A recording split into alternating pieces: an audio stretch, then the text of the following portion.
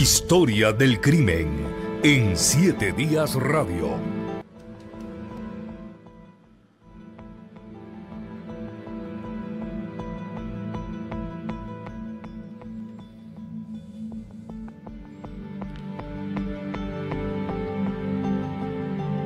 Entre 1993 y 1994, unos forajidos venezolanos sembraron el miedo en nuestro país a punta de asaltos bancarios. No es que en Costa Rica no hubiesen ocurrido atracos en el pasado, antes de esa fecha, sino es que estos en particular eran extremadamente violentos. Mataron a 3 personas, hirieron a otras, robaron decenas de millones de colones. Era una situación a la cual la sociedad costarricense no estaba preparada, por lo menos no estábamos acostumbrados a estos hechos, y pues su captura fue uno de los operativos más exitosos, una de las investigaciones más exitosas realizadas por la policía. No obstante, poco después, una acción del Poder Ejecutivo también encendió la polémica a nivel nacional. Hoy vamos a hablar de los asaltantes venezolanos que en la década de los 90 trajeron el miedo desde el sur. Y me acompaña para conversar en esta oportunidad don Roberto Méndez. Don Roberto Méndez fue durante muchos años un agente del OIJ, estuvo encabezando la unidad de recolección de indicios, también mucho tiempo estuvo en seguridad bancaria, también estuvo a cargo del SICAT, que era, por decirlo de una manera, el antecesor del Instituto Costarricense sobre Drogas.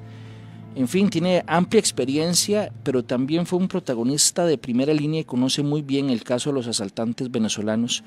Don Roberto, muchas gracias por aceptar nuestra invitación. Con mucho gusto, don Rodolfo, y buenos días para todos sus radioescuchas. Don Roberto, le decía ahora a la audiencia que tal vez ahora la sociedad ha visto un nivel de violencia distinto, pero para los 90, si bien es cierto, había asaltos bancarios, este accionar de la banda de los venezolanos marcó, por decirlo de alguna manera, un antes y un después. Así es, marcó un hito en la historia criminal de este país en esa materia del robo agravado o asalto dirigido contra entidades financieras y transportes de valores.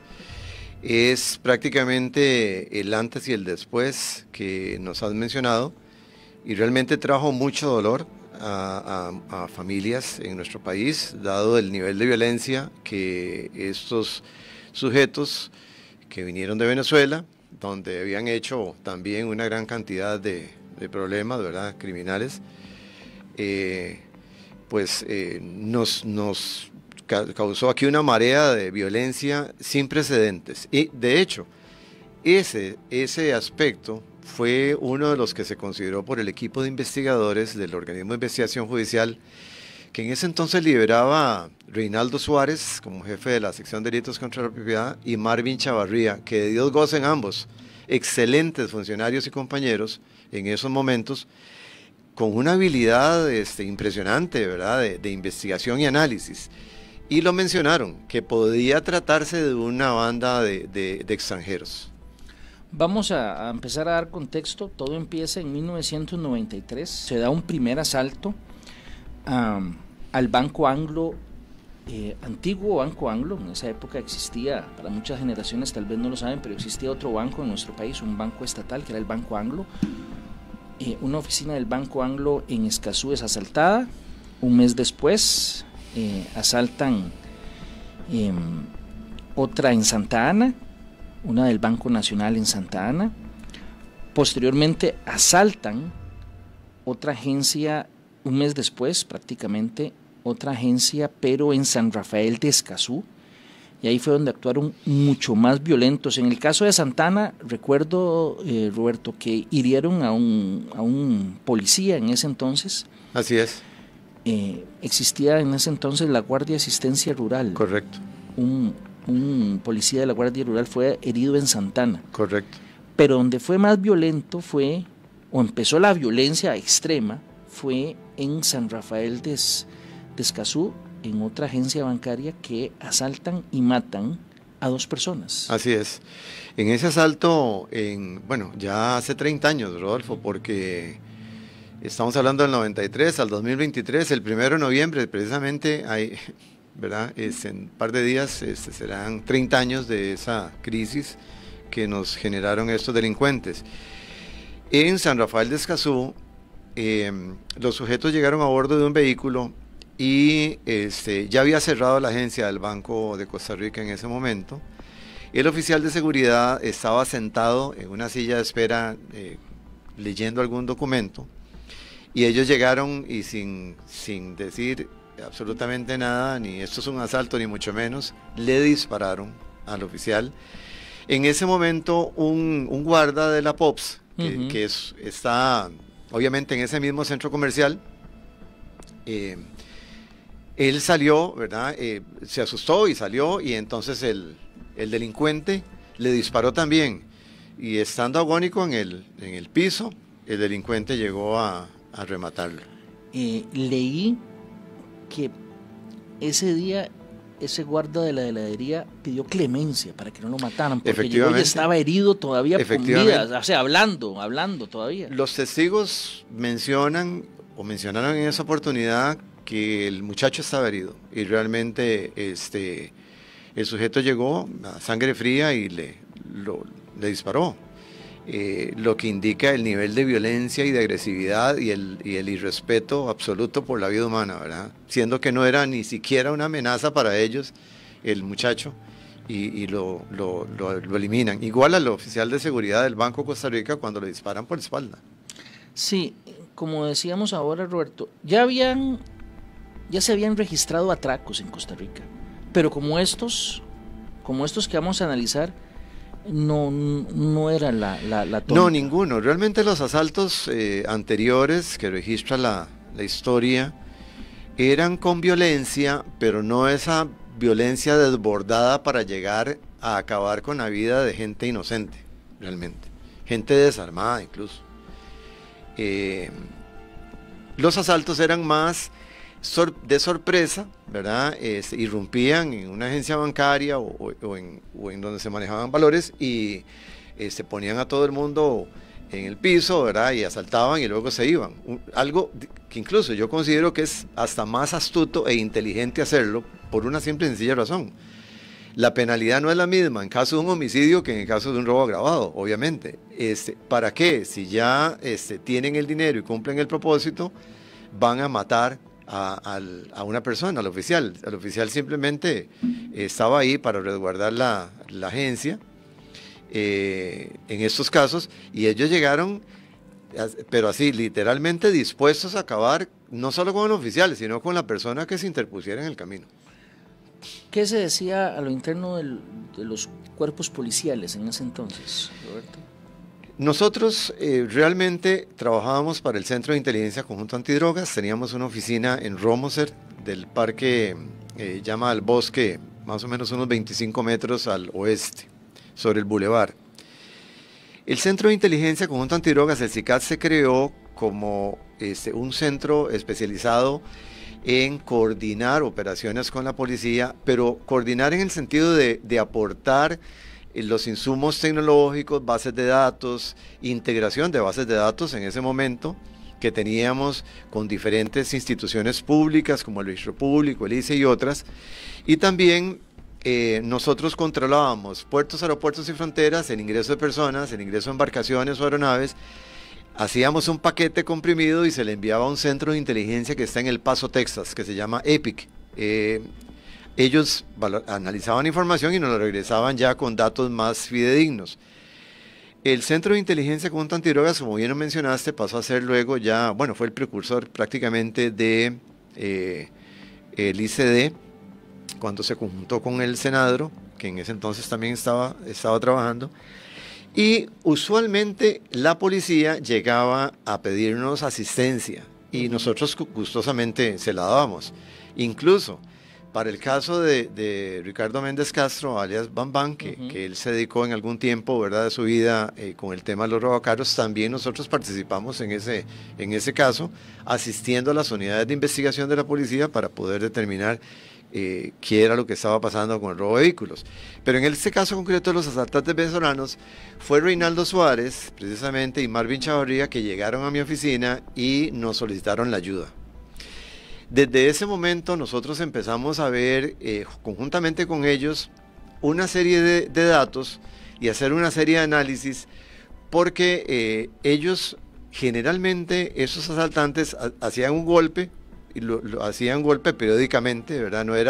No era muy seguido, y nosotros realmente no teníamos mayor información, hasta que llegó un informe que se considera crucial para la identificación de estos sujetos, que vino del Banco Mercantil, ubicado en la antigua agencia Datsun, en donde un cajero muy diligente dio información vital. Dio información vital, pero eso es esencial, ¿verdad? Pero antes de tocar ese tema, hagamos otro repaso, porque todavía faltaban asaltos. Hubo un asalto muy importante que ocurrió en Paseo Colón. Así es. A otra oficina del Banco Anglo. Correcto. Entonces, en esa oportunidad estaba llena la agencia. Unos colegas del periódico Al Día transitaban por el lugar y vieron que había algo inusual dentro del banco. Por supuesto que ya había una psicosis a nivel nacional con todo este tema. Entonces, ellos vieron que salieron unas personas encapuchadas y los empezaron a seguir. Los colegas del periódico Al Día, en ese entonces un periódico del diario La Nación que fue muy exitoso en los 90, los colegas del Día siguen a los perpetradores del atraco cuando iban huyendo, y en Barrio México los delincuentes paran, salen del vehículo y con sus armas le disparan a los colegas del periódico El Día. Vamos a escuchar un extracto de uno de ellos, de uno de los colegas del periódico El Día, que narra precisamente qué fue lo que ocurrió en esa oportunidad. Escuchemos. En ese momento lo que vemos es que salen los que están asaltando el banco, salen y comienzan a disparar alrededor, a los carros, a todo lo que se encuentran ahí. Ya hay un carro en la esquina esperándolos, al frente del banco. Se montan en el carro y hacen de huir. Nosotros, por cosas yo no sé si del trabajo en que estamos, el instinto puede ser que los lleva a seguirlos. Y caminamos como tal vez detrás de ellos, como unos menos de 2 kilómetros. En ese momento, cuando ellos se dan cuenta que los estamos siguiendo, ellos paran en un alto, pero no es que están haciendo el alto, sino es que paran y las puertas se abren, las 4 puertas, y se bajan, pero preparados a disparar. Las imágenes, las fotografías, las imágenes de televisión que mostraron cómo quedó el vehículo, fue una lluvia de balas lo que cayó en esa oportunidad ahí, y que demuestra una vez más que esa gente, esos delincuentes, Roberto, no se andaban por las ramas. Esta gente, en este caso del Banco Anglo en Paseo Colón, uno de ellos incluso antes de ingresar se para prácticamente en el centro del Paseo Colón con un AK-47 en la mano. Y abre fuego hacia arriba, o dispara hacia arriba, y se presume que una de las balas hace una parábola y impacta a una persona cerca del Bar Limón. Así es, al otro lado de la ciudad. Al otro lado de la ciudad, para que tengamos una idea de la trayectoria, de la velocidad con que un disparo al aire puede, al caer, lesionar a una persona. Eso fue al frente del banco, entonces. Roberto llegó y se puso en una media calle, digamos. El tránsito paró, el tránsito él lo paró. Se puso en media calle, mientras los otros entraban como de costumbre. ¿Cuál era la costumbre? Dispararle a los ventanales. y entrar, así, sin ningún reparo. A estos dos periodistas del diario El Día en ese momento, que se dedican ven la situación y se dedican a seguir el carro, prácticamente los emboscan, Sí. ¿verdad? Porque en una de las curvas, ellos cuando llegan se percatan de que los asaltantes están fuera del vehículo con las puertas abiertas, apuntando las armas, porque ellos sabían que los estaban siguiendo, y ahí abren fuego.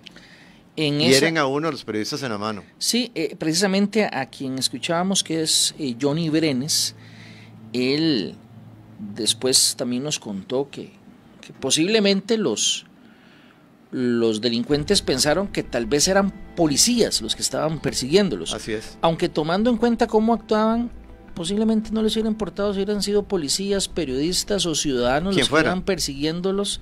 Simplemente pararon y les dispararon.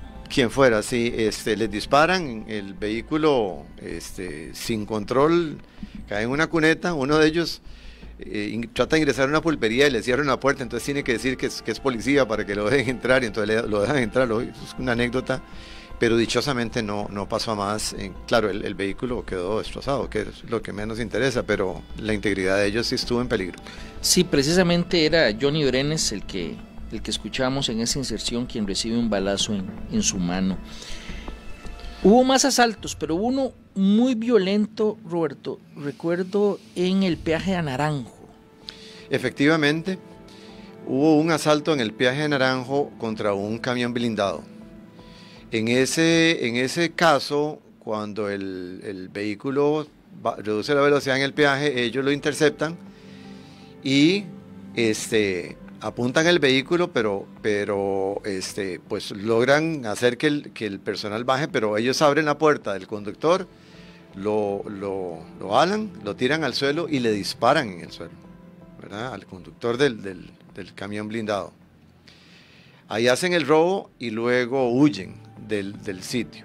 Nosotros ya estábamos estructurando, con estos dos excompañeros del organismo de investigación judicial, el modus operandi. Y ya llevábamos analizando otras aristas del caso.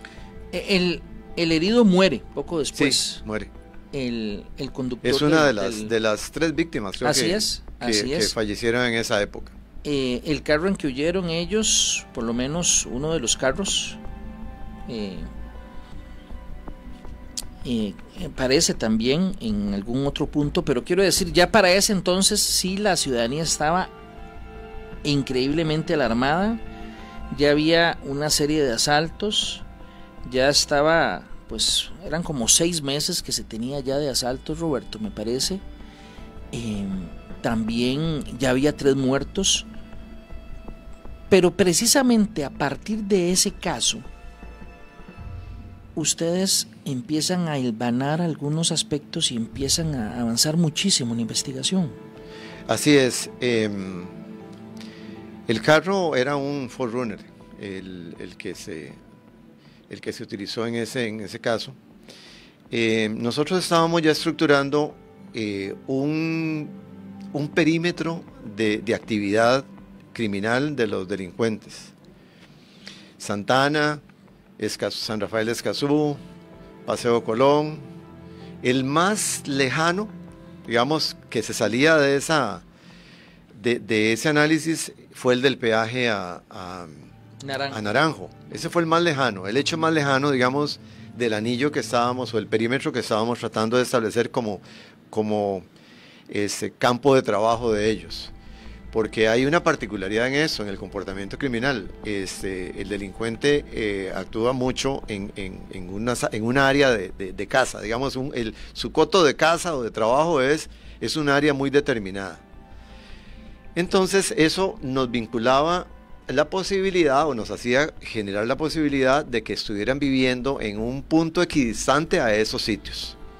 Equidistante a los lugares que hemos mencionado. Exactamente. Paseo Colón, Santana, Escazú. Exactamente. El único que salía del patrón era... El único que salía del patrón Naranjo. era el caso del peaje Naranjo. Incluso hubo un asalto también en el centro comercial Plaza Mayor. A un camión remesero. A un camión remesero. Ahí uno de los oficiales de seguridad de Plaza Mayor se metió debajo de un vehículo y les abrió fuego. Y ellos, sin poder ver de dónde venían la contención, ellos abrieron fuego indiscriminadamente también, pero ahí dichosamente no hirieron a nadie. Ese de Plaza Mayor nos cerró un poco el círculo, digamos, de trabajo de ellos.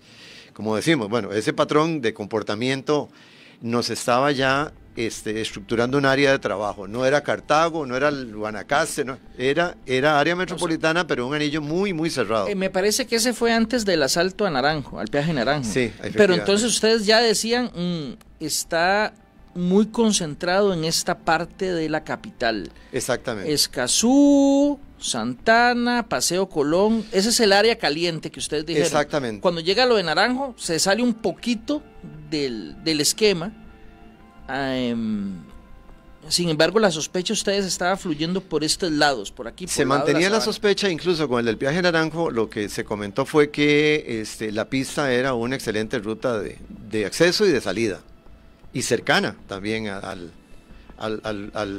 digamos, si se puede decir, al círculo, al perímetro de trabajo de ellos, ¿verdad? Uh-huh. Entonces, ya para entonces nosotros estábamos, ese equipo de organismo de investigación judicial estaba analizando la posibilidad de que se tratara de extranjeros, por el modus operandi, porque por la violencia empleada realmente se empezó a analizar, porque no era el común denominador de los asaltos. Por eso hablaba de marcar un hito, ¿verdad?, en ese tema.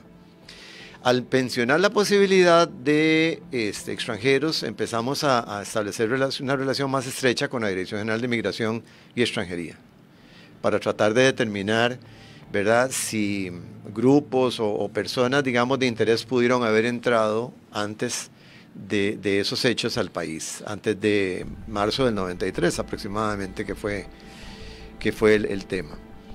La investigación, pese a que se llevaba en el OIJ, ellos pasaban mucho tiempo en el centro de inteligencia, en las oficinas del CICAD, aquí en el Boulevard de Romoser, porque ahí teníamos todo el sistema informático y ahí hacíamos todas las conexiones del caso. Entonces, prácticamente se trasladó un equipo de trabajo al CICAD. Es ahí cuando se recibe la información, ¿verdad? Que eso es muy interesante. Esta parte es poco después del asalto a Naranjo.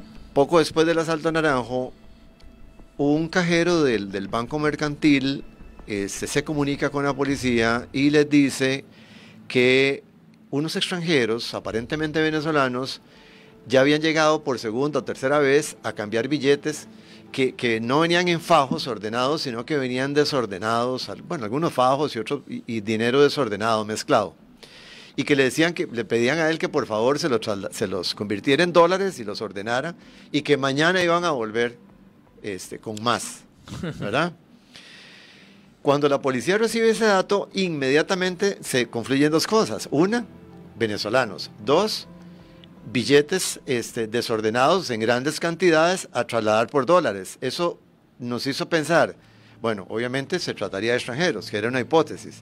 Dos, en dólares, están sacando el dinero del país. Entonces, se preparó un equipo de vigilancia y seguimiento para el momento en que los venezolanos le dijeron al cajero que iban a llegar. Uh-huh. Ese día, efectivamente llegan al banco. Salen de ahí, se monta la vigilancia y el seguimiento, pero ellos se percatan de eso. Sin embargo, uno de los oficiales que participa en la vigilancia se percata de que lo están siguiendo. De que lo están siguiendo, porque ellos ven acciones evasivas de los delincuentes. Uno de los oficiales, y se les pierden aquí en el área de Romoser, de hecho. Uno de los delincuentes, porque ellos tomaron todo el costado norte de la Sabana hasta llegar al bulevar, y ahí fue donde los pierden, entre el tráfico. Uno de los investigadores anota el número de placa. Se consulta el número de placa, vehículo de alquiler, y vamos a la empresa de alquiler del vehículo, ¿verdad? Aquí, contiguo al puente Juan Pablo II. Una anécdota más, mientras estamos consultando, ¿verdad?, por los vehículos rentados y tal, había un muchacho por ahí que lavaba los carros, ¿verdad? Y entonces estaba ahí, ¿verdad?, cerca. Y cuando ya nos dicen, sí, ese vehículo fue rentado hace unos días, es aquel que está ahí, entonces, ¿no lo han lavado? No lo hemos lavado. Entonces, los investigadores se van al vehículo y encuentran una colilla del peaje de Naranjo. en la consola del centro del vehículo. Y con esa colilla, inmediatamente ellos empiezan a correlacionar los hechos. Del peaje naranjo y posiblemente con la fecha del día del asalto. Bueno, imagínense. Sí, efectivamente, eso es una evidencia, pero, hombre. De oro. De oro. Una colilla de peaje. Entonces, cuando llegan ahí, empezamos a preguntar dónde viven, quiénes son, pero cuánto, ya nos damos cuenta de que ellos usualmente, ¿verdad? Llegaban y alquilaban un carro, lo devolvían, alquilaban un carro y lo devolvían. Entonces nosotros, ¿y la dirección? No tenemos la dirección. ¿Cómo? No, es que no dejan la dirección, dijeron San José y tal, y el muchacho que lava los carros se acercó y dijo, ¿puedo hablar? Y sí, ¿qué tiene que decirnos? Yo sé dónde viven, porque yo los llevé un día que estaba lloviendo mucho. Yo los puedo llevar a la casa. O sea, eso para el equipo. Él trasladó al equipo de investigación a la casa, a las cercanías, les dio los datos y de inmediato se puso una vigilancia de la Unidad Especial de Intervención de la Dirección de Inteligencia y Seguridad en ese entonces, a cargo del coronel Torres, ya pensionado, que puso la vigilancia sobre ese apartamento. Mientras tanto, la policía, el organismo, empezó a constatar ya con el nombre de las personas que alquilaba el vehículo, y porque hay que sacar fotocopia del pasaporte y tal, obviamente para alquilar el vehículo, a ver movimientos migratorios. Y sorpresa, había un asalto y una salida del país, un asalto y una salida del país, hacia México, ¿verdad? Entonces parecía que teníamos ya una identificación positiva de la gente.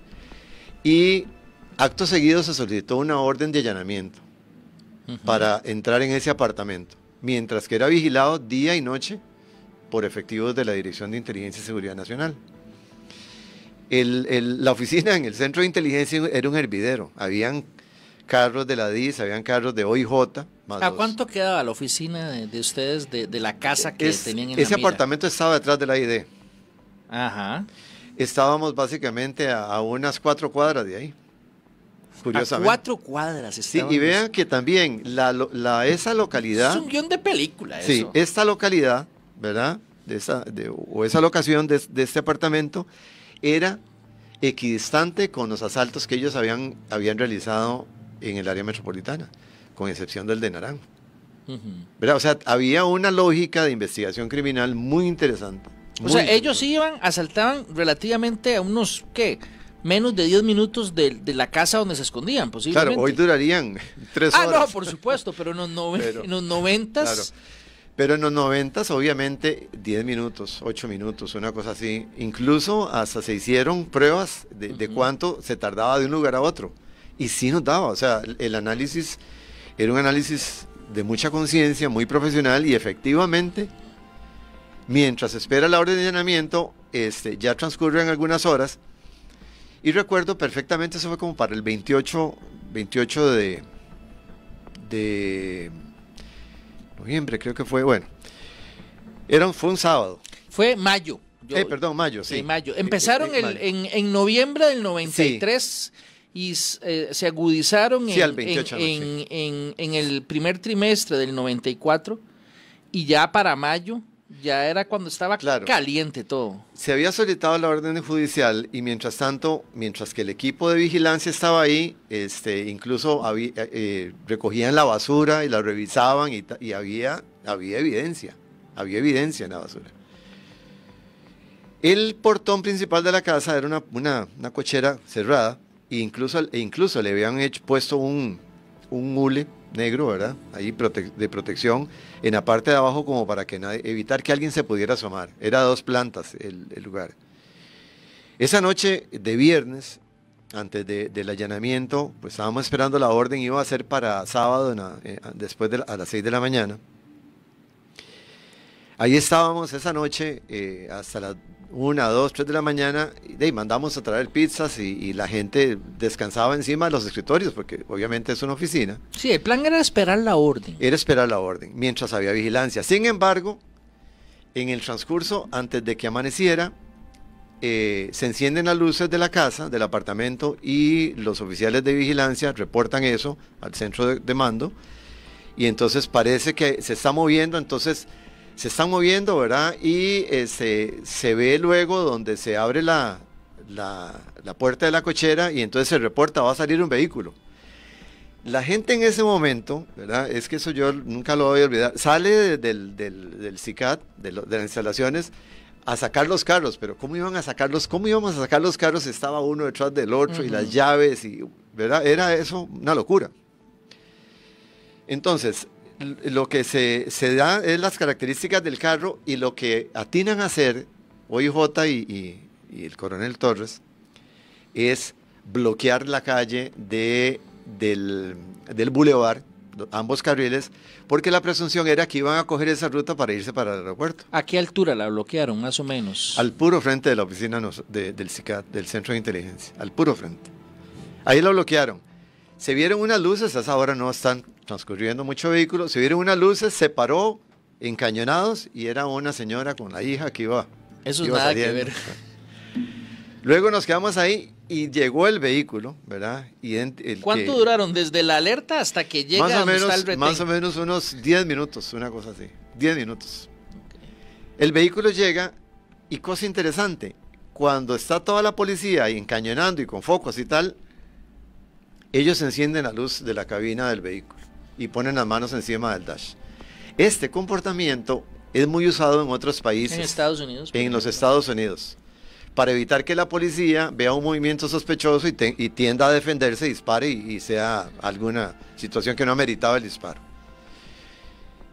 Cuando se les aborda y se les hace un cacheo ahí mismo, se sienten que dentro de sus ropas están llevando fajos de dinero, se sienten. Y además, el coronel Torres en una de las bolsas de uno de ellos encuentra un proyectil calibre .762 y dice, ahí llegamos, estos son. Bueno, de ahí pasarlo. Bueno, ¿ellos qué decían? No, se quedaron. Ellos dijeron algo, no, nosotros somos empresarios honestos. ¿Qué es lo que pasa? ¿Pero por qué nos detienen? Y de ahí... Nada, de una vez. Eran venezolanos. De una vez a la cochera del Centro de Inteligencia, que era una cochera cerrada.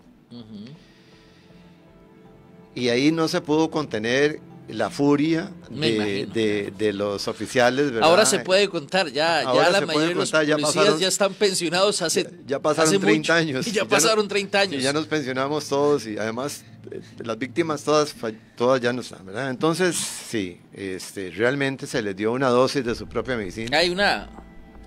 Sí, fuerte. Ajá. Incluso yo guardé por muchos años la hebilla de un mocasín que la tenía en la casa de recuerdo. Bueno, al final uno ya se deshace de las cosas, ¿verdad? El allanamiento efectivamente se hace. Perdón, una duda, nada más. Ellos seguían diciendo, nosotros no somos. No, ya. O ellos ya decían al final, ya, sí, la verdad. No nos golpeen, ¿verdad? Bueno, ya, sí, eso era un asunto ya, era un caso resuelto. Sí, claro. Yo tuve que salir porque de la oficina porque mi hija estaba con gripe, estaba chiquitilla ahí. Entonces fui a comprar unos medicamentos, entonces me incorporé nuevamente en la mañana, temprano, y resulta que para el momento en que se da la orden, se allana el apartamento y lo primero que baja es la pareja de uno de ellos con un bebé en brazos. Pues ella se entregó. Y en el allanamiento lo que se ven son fajos de dinero, granadas de fragmentación, fusiles AK-47, M16, pasamontañas, chalecos, o sea, había una... O sea, el caso estaba más... O sea, ese caso estaba ya más que resuelto. Luego llegaron, esa mañana, una serie de ambulancias de transporte de reos del Organismo de Investigación Judicial. Recuerdo que frente al apartamento que nos trasladamos, llegó el licenciado Rafael Guillén Elizondo, ¿verdad? Y también doña Maureen Clark, que estuvo cerca, que era la presidenta de la Junta Directiva del CICAT. Y incluso tuvimos la oportunidad de hablar con el presidente por radio, don José María Figueres, en ese entonces presidente, que nos felicitó y felicitó a los muchachos del organismo. Es que posiblemente, Roberto, es para ese entonces una de las investigaciones más exitosas. Así es. Y sobre todo porque es que tal vez a esas alturas las generaciones actuales no lo recuerdan. Así es. Pero es que, Roberto, el país estaba asustado. Totalmente. El país estaba asustado. Roberto, ellos eran delincuentes realmente peligrosos. Efectivamente, ellos llegaron a Costa Rica luego de escapar de una prisión en una ciudad venezolana, porque ellos asaltaron un avión de la compañía de transporte de valores Transbalcar. Ellos utilizaron motocicletas, 2 en cada motocicleta, y lo que hicieron cuando el avión despegaba, una avioneta, transportando los valores, le dispararon al piloto y a los acompañantes y los mataron, robaron esos bienes, los metieron a la cárcel, y luego otra parte del grupo, con explosivos y cohetes RPG-7 y otros instrumentos de guerra, casi que demolieron la cárcel donde estaban, y ahí es cuando huyen a Costa Rica trayendo... Ese asalto a la avioneta fue con motocicletas, me parece, en esa oportunidad. Sí, las motocicletas cuando iba la aeronave ya en ruta para el despegue, ellos con las motocicletas iban al lado de la avioneta y le abrieron fuego. Mataron a los de la avioneta. A los ocupantes, al piloto, al copiloto, a los custodios también. Robaron piedras, joyas. Sí, joyas, metales preciosos, etcétera, unos valores bastante altos de una empresa minera, y luego fue ahí cuando, después de eso al tiempo, los detienen, luego escapan de esa cárcel y se vienen para Costa Rica. Cuando los tienen detenidos, los llevan ante la autoridad judicial. Bueno, perdón, los llevan a las celdas del OIJ, me parece, ¿verdad? Así es.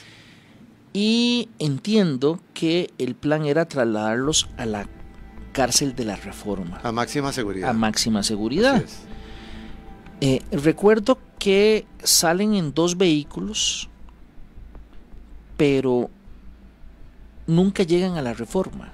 No, porque simultáneamente citan al licenciado Tijerino, José María Tijerino, fiscal de la República en ese entonces, y a don Rafael Ángel Guillén Elizondo, director del organismo, lo citan a Casa Presidencial para hablarles de una presunta amenaza de que si no liberábamos a estos delincuentes, que debían pagar por 3 muertes y todos los daños causados y los beneficios que habían obtenido de esos ilícitos, iban a secuestrar un bus de chiquitos, un bus escolar de chiquitos. O sea, alguien les mandó esa amenaza.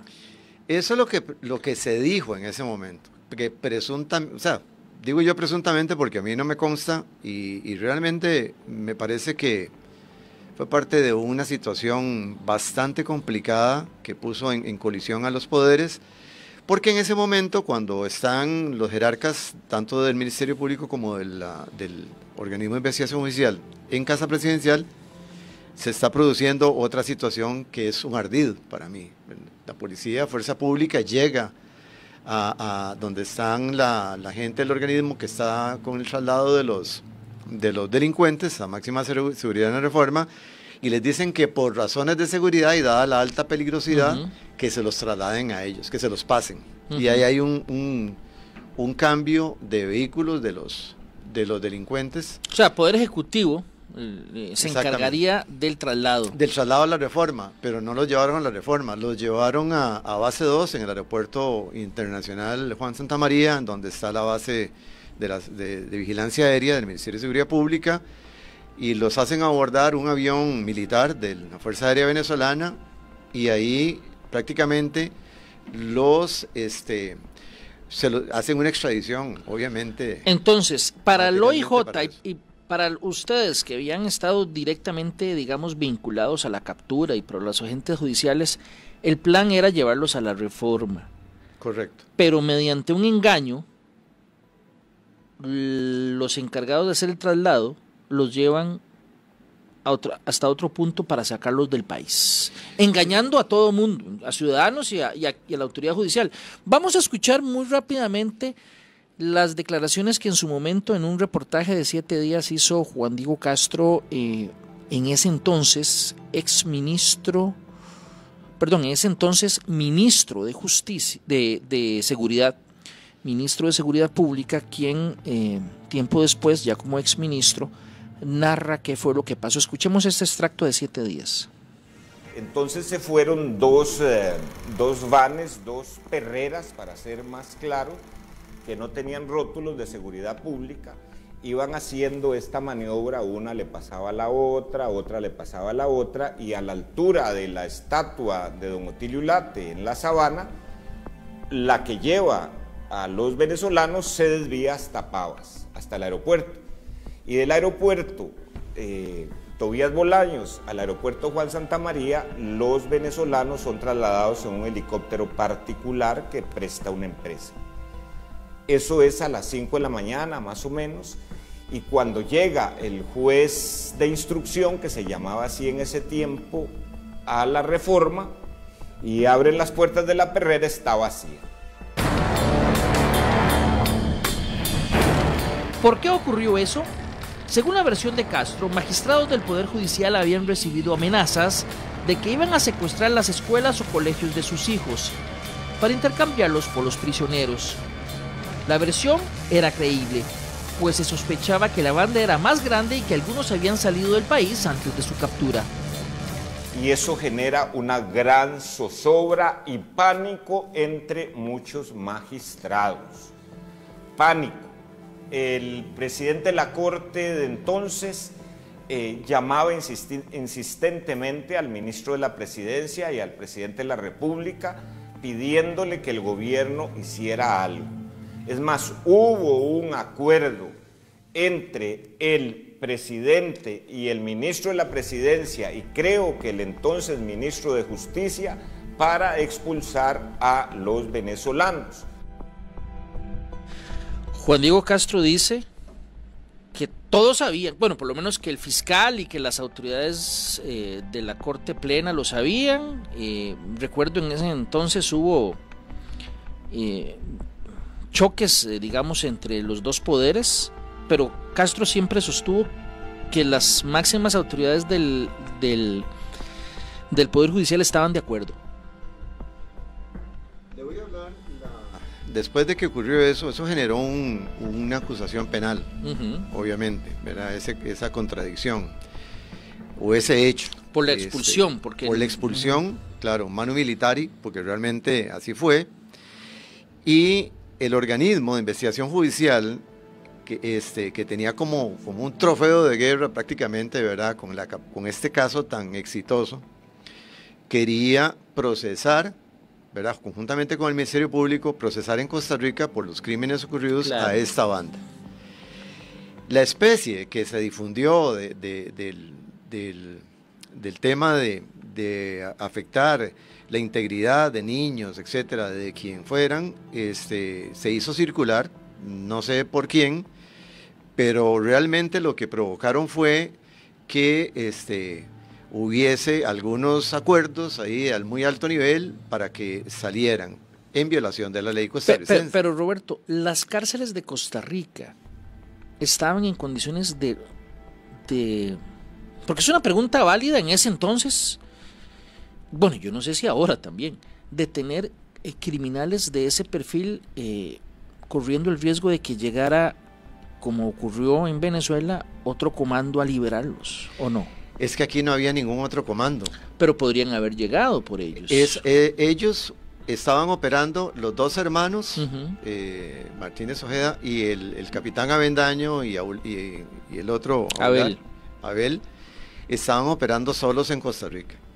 Y estaban operando allá igual, en Venezuela. O sea, ese era un grupo, esa era la banda. O sea, no había más. No había ningún ejército detrás de ellos, ni ningún grupo terrorista, ni nada de ese tipo de cosas. Incluso la policía judicial sabía eso y perfectamente esa gente podía haber permanecido en la Reforma con las medidas de seguridad del caso y haber enfrentado un juicio en Costa Rica. Que tanto Reinaldo Suárez y Marvin Chavarría, que fueron los líderes del equipo de investigación, en el momento en que ocurre eso, el resentimiento de ellos fue muy grande, obviamente, ¿verdad?, con la situación, y no se sintieron para nada a gusto porque ellos dijeron, esto nos parece que es un ardid el habernos retirado, o habernos quitado de nuestra custodia a los delincuentes y haber montado esa estrategia. Para la policía eso fue una bofetada para quienes participaron en la captura. Exactamente. Ya para terminar vamos a escuchar declaraciones de los asaltantes venezolanos cuando ya estaban en una cárcel cerca del Amazonas. Un equipo de Canal 7 fue en esa oportunidad poco después de que fueran llevados hasta allá, y vamos a escuchar qué fue lo que le contaron al equipo de Canal 7 que fue en ese entonces a entrevistarlos. Escuchemos. Vamos a esperar que nos juzguen, porque ¿qué más vamos a esperar? Esperábamos que nos hiciera un juicio por extradición, que es lo normal que tenía que hacerse en cualquier país, pero ya veo que pasaron por encima de la Corte Suprema, como que si no existiera la Constitución, y entonces nos enviaron acá y estoy en el estado que llegamos aquí. Bueno, yo espero que se demuestre mi inocencia, viejo. Si usted lo puede comprobar muy tranquilamente con documentos, nunca he estado preso. Jamás en la vida he estado preso.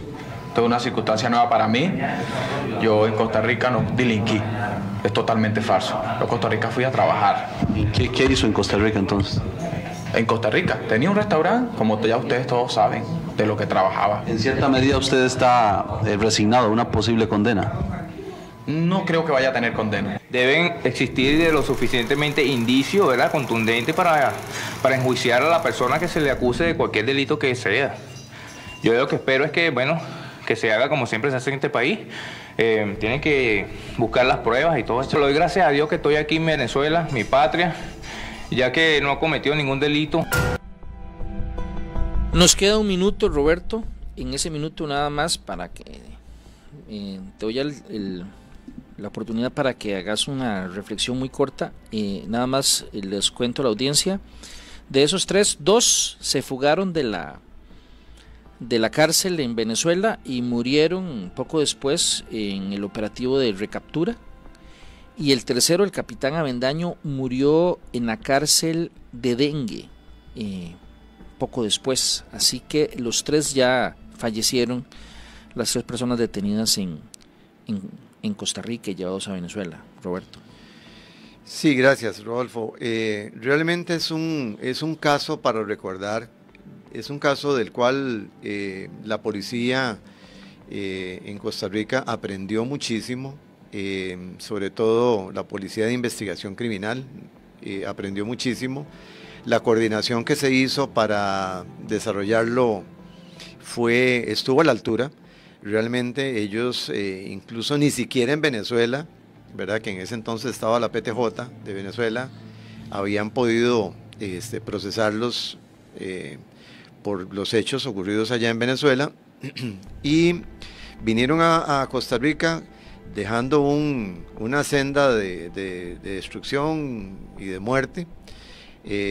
Nos sacaron de un entorno, de una zona de confort que teníamos con asaltos pues atribuidos a la delincuencia común, y vinieron a decirnos que Costa Rica es un país que no está aislado del resto del mundo y de la criminalidad organizada transnacional. Realmente un caso para recordar, y agradezco realmente que lo hayas sacado en el programa. Gracias, Roberto, por venir y conversar con nosotros acerca de este tema.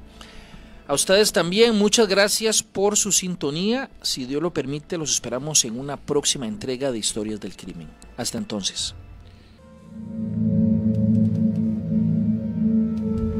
Historia del Crimen en 7 Días Radio.